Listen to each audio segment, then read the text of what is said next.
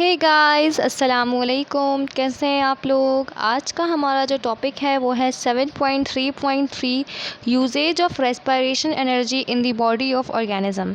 यानी कि इससे पहले वाले लेक्चर के अंदर जिस रेस्पिरेशन को हमने तैयार किया था उसको हम यूज़ कैसे करने वाले हैं किसी भी ऑर्गेनिज्म की बॉडी के अंदर। सो नंबर ऑफ़ प्रोसेसेस हो रहे होते हैं जिनको एनर्जी की रिक्वायरमेंट होती है किसी भी ऑर्गेनिज्म की किसी भी बॉडी के अंदर। तो body provides it from respiratory energy. तो बॉडी इसको कहाँ से ला कर देगी, तो वो कहाँ से लाती है, रेस्पिरेटरी एनर्जी से लाती है। So following are some processes. हमारे पास कुछ प्रोसेस नीचे लिखे गए हैं जिनके अंदर हमारे पास क्या होती है, रेस्पिरेटरी एनर्जी यूटिलाइज होती है, यूज़ होती है। ठीक है। सो सबसे पहले सिंथेसिस ऑफ मॉलिक्यूल्स, यानी कि अगर कोई भी मॉलिक्यूल हमें बनाना होगा तो उसके लिए हमें क्या चीज़ रिक्वायर्ड होगी, उसके लिए हमें रिक्वायर्ड होगी respiration. So formation of different molecules as well as large molecules, छोटे मॉलिक्यूल्स हों बड़े मॉलिक्यूल्स हों, ठीक है, उनको बनाने के लिए हमें कुछ एनर्जी रिक्वायर्ड होती है। वो हमारी बॉडी के अंदर ऐसे ही खुद ब खुद नहीं बन जाते हैं। तो उनके मॉलिक्यूल्स की सिंथेसिस के लिए, उनकी प्रिपरेशन के लिए हमें क्या चीज़ रिक्वायर्ड होती है, हमें एनर्जी रिक्वायर्ड होती है। दूसरा, बॉडी के अंदर हमारी प्रोसेस हो रहा होता है सेल डिवीज़न। ठीक है, माइटोसिस भी हो रही होती है, मियोसिस भी हो रही होती है। सो ड्यूरिंग सेल डिवीज़न हमारे पास लार्ज मॉलिक्यूल्स बन रहे होते हैं जैसे कि डीएनए या फिर प्रोटीन। इन दोनों की फॉर्मेशन के लिए क्या चीज़ रिक्वायर्ड होती है, एनर्जी रिक्वायर्ड होती है। इसके अलावा हमने देखा था सेल डिवीज़न के अंदर जो क्रोमोसोम्स होते हैं वो मूवमेंट करते हैं। कैसे मूवमेंट करते हैं कि उनको पुल किया जाता है। ठीक है, तो कभी वो पोल्स पर आ रहे होते हैं, कभी वो सेंटर पर लाई कर रहे होते हैं, इक्वेटर पर। तो इस सारी मूवमेंट करने के लिए भी इनको क्या होता है, एनर्जी रिक्वायर्ड होती है। ठीक है, तो ग्रोथ विदाउट सेल डिवीज़न, अच्छा जितनी भी ग्रोथ हमारी हो रही होती है जिसके अंदर सेल डिवीज़न नहीं हो रही होती, यानी कि जब सेल इनलार्ज हो रहा होता है, ठीक है, तो ये सारा चीज़ भी यानी कि नए नए मॉलिक्यूल्स का बनना, इन सब के लिए भी क्या होता है, एनर्जी की रिक्वायरमेंट होती है। हमारी जो ग्रोथ हो रही होती है, हम छोटे से बड़े हो जाते हैं, तो इसमें क्या होता है, enlargement growth is not possible and both requires formation of molecules. तो दोनों के लिए भी क्या होता है, एनर्जी की रिक्वायरमेंट होती है। एक्टिव ट्रांसपोर्ट, जितने भी प्रोसेस हमारी बॉडी के अंदर एक्टिव ट्रांसपोर्ट के थ्रू हो रहे होते हैं, यानी कि फ्रॉम लोअर कंसनट्रेशन से हायर कंसनट्रेशन की तरफ जा रहे होते हैं, तो जब वो अगेंस्ट द ग्रेडियंट मूव कर रहे होते हैं तो इस मूवमेंट के लिए हमें क्या चीज़ रिक्वायर्ड होती है, हमें एनर्जी रिक्वायर्ड होती है। तो ये जो मूवमेंट ऑफ आयंस हो रही होती है या फिर मॉलिक्यूल्स की lower concentration towards higher concentration, तो उसके लिए हमें क्या होती है, एनर्जी रिक्वायर्ड होती है।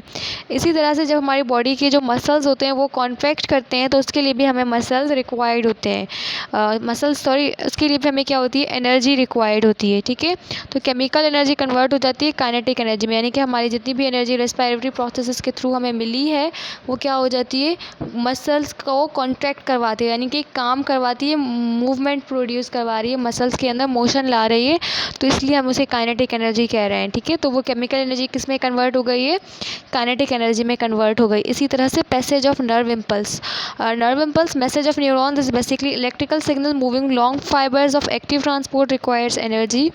इसको थोड़ा सा डीप से सुनिएगा, समझ आए अगर अभी जो मैं बोलने जा रही हूँ तो ठीक है, नहीं आए तो इस पॉइंट को स्किप कर लीजिएगा, क्योंकि जितना मैं डीप में अभी बताने लगी हूँ ये इतना डीप में आपकी लेवल पे है नहीं। तो जितना जितना समझ आए या तो उतना समझ लीजिएगा, वरना वीडियो को फिर से चला के देख लीजिएगा। तो हमारे पास क्या होता है, जब भी कोई भी स्टिमुलस हमें मिलता है, स्टिमुलस क्या होता है कि कोई भी चेंज आ रहा है हमारे एनवायरनमेंट के अंदर, कोई अगर आपको कहीं पे दर्द हो रहा है, आपने कहीं ऐसी जगह पे हाथ रख दिया जो गर्म है, या किसी चुभती हुई चीज़ पे हाथ रख दिया, या आपको कोई मूवमेंट प्रोड्यूस करनी है, ठीक है, तो उसके लिए उसका जो स्टिमुलस है वो तो बाहर से आया है, लेकिन ये मैसेज आपके ब्रेन के पास जाएगा कि हमने ये काम करना है। ठीक है ना, तो उसका जो मैसेज जाएगा ये आपके ब्रेन के पास जाता है। तो ये ब्रेन के पास मैसेज कैसे जाएगा कि आपके स्पाइनल कॉर्ड पहले वो जाता है आपके स्पाइनल कॉर्ड में, डायरेक्ट ब्रेन के पास नहीं जाता है। जो सेंसरी इन्फॉर्मेशन है, जो चीज़ सेंस की गई है, ठीक है, डिटेक्ट की गई है जो चीज़, ये जो सारी इन्फॉर्मेशन है ये क्या करेगा, पहले जाएगा स्पाइनल कॉर्ड में।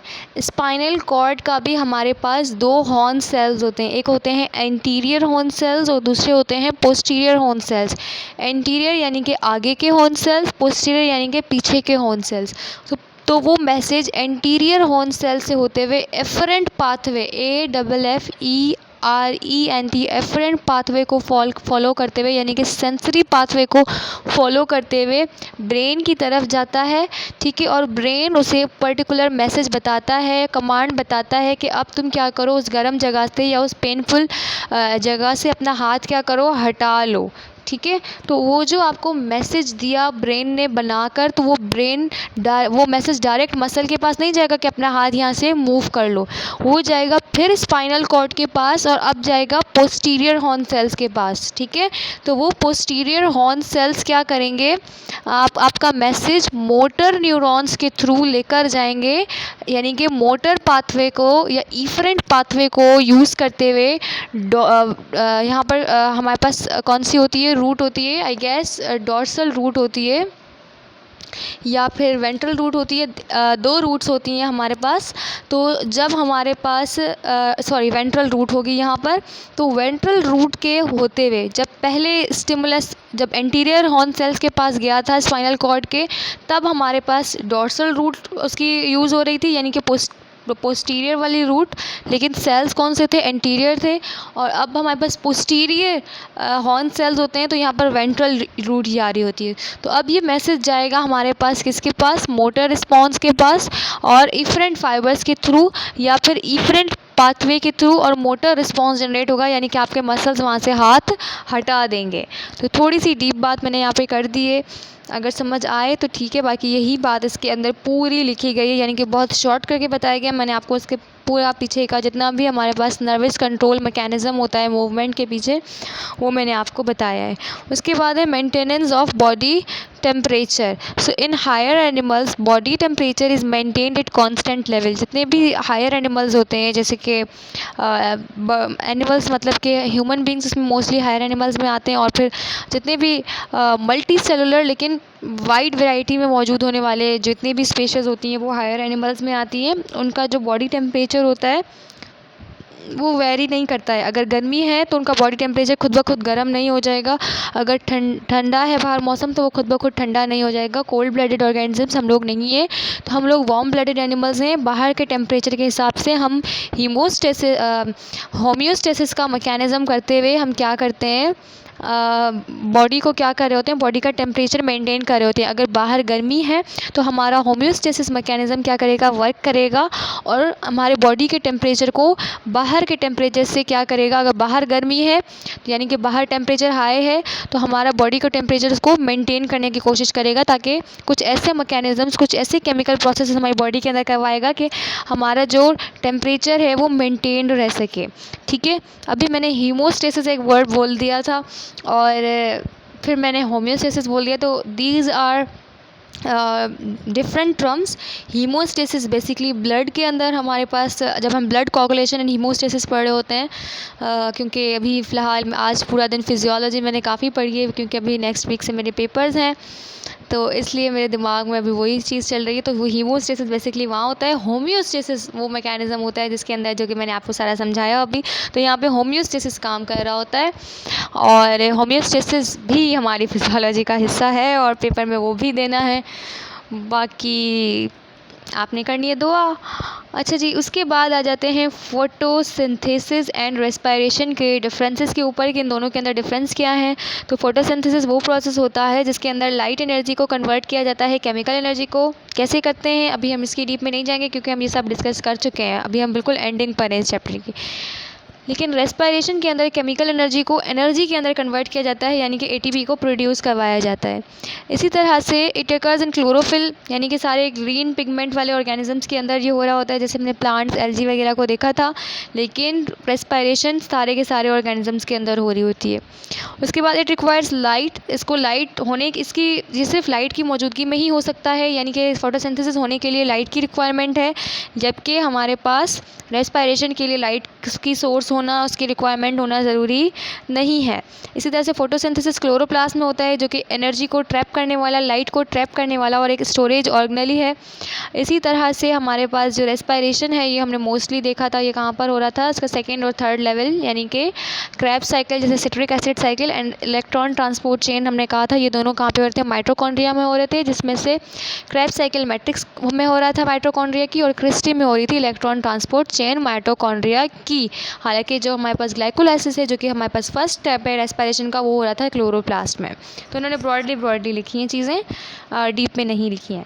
सो the reactants are carbon dioxide in water, इसमें अंदर कार्बन डाइऑक्साइड मिलते हैं और आपको क्या प्रोड्यूस करके देते हैं, ग्लूकोज एंड ऑक्सीजन। ठीक है, यहाँ पे इन्होंने ऑक्सीजन भी लिखना था, शायद लिख नहीं पाए, मैं लिख देती हूँ ग्लूकोज एंड ऑक्सीजन। और यहाँ पर कार्बोहाइड्रेट यानी कि ग्लूकोज और ऑक्सीजन रिएक्टेंट होते हैं, और प्रोडक्ट यहाँ पे क्या होती है, कार्बन डाइऑक्साइड, वाटर और हमारे पास एनर्जी ही मेन प्रोडक्ट होती है। ठीक है ना इसके अंदर। So this was all about today's lecture. मैंने वैसे सोचा था कि इस चैप्टर की समरी आपको मैं इसी वीडियो के अंदर कवर करवाऊंगी, बट आई रियलाइज कि मैंने आप लोगों के इस चैप्टर के थंबनेल्स पहले से ही तैयार करके रख लिए थे और उसके अंदर मैंने इस समरी को इंक्लूड नहीं किया था। आई थॉट कि इसमें थोड़ा ज़्यादा टाइम लगेगा, बट जब मैंने आज देखा तो मुझे लगा कि नो, ये तो जस्ट एक पेज है। हाँ, मेरे स्टूडेंट्स काफ़ी होनहार हो गए हैं और वो तो जल्दी से इसको कवर कर लेंगे, तो मुझे समरी भी कवर करवानी चाहिए। फिर मुझे दिल नहीं कर रहा था दूसरा थंबनेल बनाने का, इसलिए मैंने सोचा कि समरी, जैसा कि हमेशा हर वीडियो के अंदर हमारी समरी में और रिव्यू क्वेश्चन, जिसके अंदर हमारे पास MCQs होते हैं, ब्लैंक्स होती हैं, और ये कुछ टर्म्स और tabulated forms, question answer, short question, long question होते हैं, इनको हम डिस्कस करते हैं। इसी तरह से हम इस वीडियो में भी करेंगे, तो पैटर्न को चेंज नहीं करते हैं। अपना आप लोगों ने साथ ही साथ रखना है बहुत सारे ख्याल, रिवाइज़ कर लीजिएगा इस टॉपिक को बुक से, ताकि जब हम ये नेक्स्ट वीडियो के अंदर हम रिव्यू क्वेश्चन और सब ये समरी वगैरह डिस्कस करें तो आपकी सारी चीज़ें क्लियर हों। अपना आप लोगों ने साथ ही साथ बहुत सारा ख्याल रखना है, डिस्क्रिप्शन को ज़रूर चेक कर लेना है, अपने 3 फ्रेंड्स के साथ वीडियो को ज़रूर शेयर करना है। अपना बहुत सारा ख्याल रखें, दुआ में याद रखें। Thanks for watching till end, अल्लाह हाफिज़।